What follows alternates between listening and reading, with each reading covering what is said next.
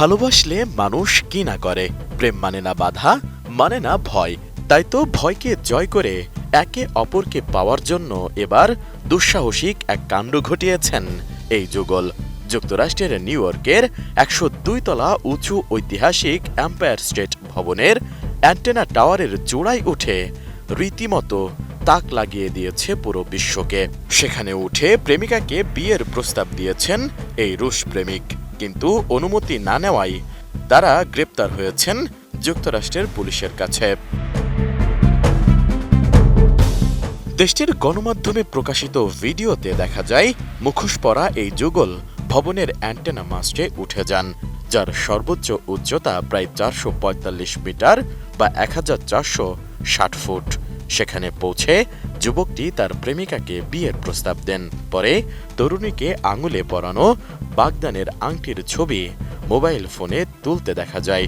এ সময় তারা একটি কালো ব্যানারও প্রদর্শন করেন, যাতে সাদা অক্ষরে লেখা ছিল, যখন ভালোবাসার শক্তি ক্ষমতার প্রতি ভালোবাসাকে পরাজিত করে, তখনই পৃথিবী শান্তি চিনতে পারে।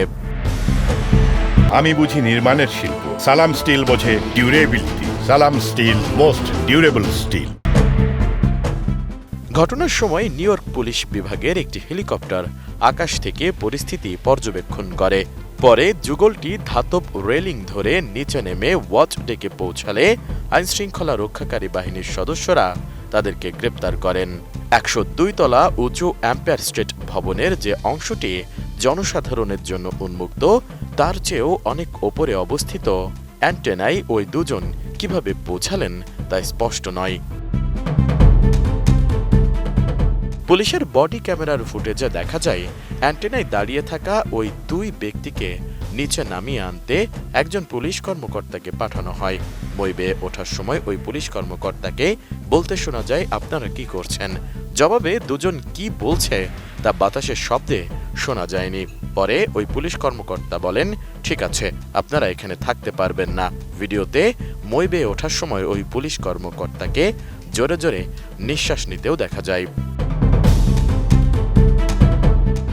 গ্রেপ্তার হওয়া যুগল হলেন রাশিয়ার নাগরিক ভেনিয়া বেয়ারকুস ও অ্যাঞ্জেলা নিকোলাও।